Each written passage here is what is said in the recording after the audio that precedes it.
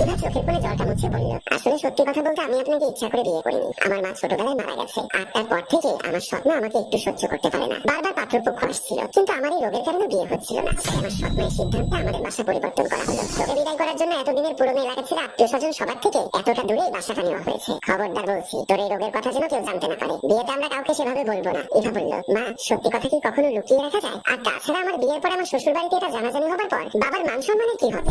আমিনা বেগম চুলের মুঠি ধরে বললেন, তুই যদি বাবার মান সম্মানের কথা চিন্তা করতি তাহলে আজে বাজে পুরুষের সাথে ওসব করে নিজের শরীরের ক্ষতি করতে পারতি না। সেটা না পুরুষের সাথে মেলামেশা করার আগে মনে ছিল না এসব জানাজানি হলে বাবার মান সম্মানের কি হবে? মা তুমি বিশ্বাস করো, আমি সত্যি কথা বলছি, আমার সাথে কোনো পুরুষের কোনো সম্পর্ক হয়নি কোনো সময়। আর তাছাড়া আমার রোগটা, আমাকে শেখাতে আসবি না। তুই কি ভেবেছিস আমি অশিক্ষিত বলে যা খুশি তাই বলবি আর আমি বিশ্বাস করবো? বলি এত জায়গা থাকতে তোর ওখানে কেন ক্যান্সার হলো? তুই যদি আমার নিজের পেটের মেয়ে হতি তাহলে এক্ষুনি কেটে তোর ওখানে মরিচ লবণ দিয়ে দিতাম। ঘুম থেকে উঠে অবনী দেখে ঘড়িতে সকাল 9টা। রোহান বিছানায় নেই, কাল রাতে দেরিতে ঘুমিয়েছে, তাই ঘুমটা ভাঙতেও একটু দেরি হয়ে গেল। বিছানার পাশে ছোট্ট একটা চিরকুট। লোকটা সারা রাত এত বিরক্ত করেছে, একটু ঘুম হতে দেয়নি। নিজে কি করেছে উঠে অফিসে চলে গেল কে জানে। দায়িত্বের ক্ষেত্রে পুরুষ মানুষ সবসময় এগিয়ে। অবনী চিঠিটা নিয়ে পড়তে শুরু করে, প্রিয় অবনী, আমি অফিসে গেলাম। শুভ সকাল প্রিয়তমা, তুমি যখন ঘুম থেকে উঠবে তখন আমি অফিসে থাকবো। গত রাতে যেসব করেছি আজ ফিরলে কিন্তু আমার চাই। অবনী হেসে বিছানা থেকে তাড়াতাড়ি ওঠে, গোসল করে আয়নার সামনে এসে দ্রুত তৈরি হয়ে নিল। গত রাতে এখানে এসেছে। বাড়িতে সাধারণ কয়েকজন ছিল। ঘরটা ফুল দিয়ে সাজানো হয়েছে। অবনী রোহানের সাথে বিয়ে হয়েছে 1 বছর হয়, তবে এবারই প্রথম সে শ্বশুর বাড়িতে এসেছে। এদিকে আজকে সে অনেক বেলা করে ঘুম থেকে উঠেছে। রোহান তাকে জাগাতে পারত,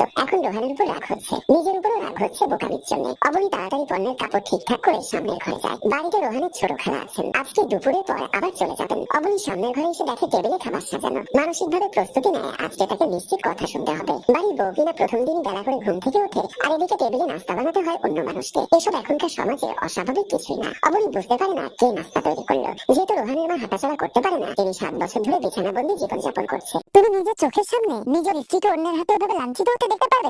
তুমি কি কিছুই বলবে না? তোর স্বামী নিজেই তোকে আমার কাছে আজকে রাতের জন্য ভাড়া দিয়েছে। কথাটা আমার শরীরে কাটা ফোটার মতো যন্ত্রণা দিল। আমি কিছু বুঝে ওঠার আগেই সে আমাকে টানতে টানতে ঘরে নিয়ে গেল। আমার শ্বশুর শাশুড়ির সামনে আমার স্বামী চুলের মুঠি ধরে টেনে তৃষ্ণার্ত চাহনিতে আমাকে বিছানায় নিয়ে গেল। ব্যাপারটাতে তারা দুজনেই বেশ বিব্রত হলেন। আমাকে জোর করে বিছানায় নিয়ে বলল, তোকে আমি কতবার ডেকেছি, তোর কি আমার ডাক টানে যায় না? আমি তোমার কাছে আসছিলাম শিপন, কিন্তু তুমি বাবা মায়ের সামনে এভাবে আমাকে নিয়ে কেন? তারা এতক্ষণে আমাদের সম্পর্কে কি ভাবছেন? শিপন রেগে মেগে বলল, ওরা কি ভাবছে সেটা আমার দেখার বিষয় না। তুই আমার স্ত্রী, আমি তোকে যখন ডাকবো তুই সরাসরি বিছানায় চলে আসবি। আমি শুধু এটাই বুঝি, কিন্তু আমাদের একটা ন্যূনতম ভদ্রতা বজায় রাখা উচিত। যেহেতু আমরা একটা পরিবারে থাকি, এখানে বড়জন আছেন, তাদের তো একটা সম্মান আছে তাই না? আর আমার তো একটা ক্ষুধা আছে তাই না? সেটাই কি হবে? সারাদিন শুধু রান্না করার কাজ আর বাবা মায়ের সেবা করলেই হবে? এসব করার জন্য নিশ্চয়ই এত টাকা খরচ করে তোকে বউ করে আনেনি শিপন আহমেদ। বলে আমাকে ধাক্কা দিয়ে বিছানায় ফেলে দিয়ে নিজের শার্ট খুলতে লাগলো। সন্ধ্যাবেলা আমি রাতের জন্য রান্না করছিলাম। আমার চোখ দিয়ে আমার দুঃখের গল্পগুলো অশ্রু হয়ে ঝরে পড়ছিল কখন আমি খেয়াল করিনি। হঠাৎ শাশুড়ি মা এসে বললেন, তোমাদের মধ্যে কি সবকিছু ঠিক আছে? আমি সম্বিত ফিরে পেয়ে বললাম, হ্যাঁ মা, সবকিছু ঠিক আছে, কিন্তু কাল তোমাদের ঘর থেকে অনেক চিৎকার চেঁচামেচি শুনতে পাচ্ছিলাম। আসলে প্রায় সময়ই শুনতে পাই তো, তাই তোমার শ্বশুরও বিষয়টা লক্ষ্য করেছে, তাই আজকে তোমাকে জিজ্ঞাসা করলাম। কিছু মনে করবে না আবার? আমি হেসে বললাম,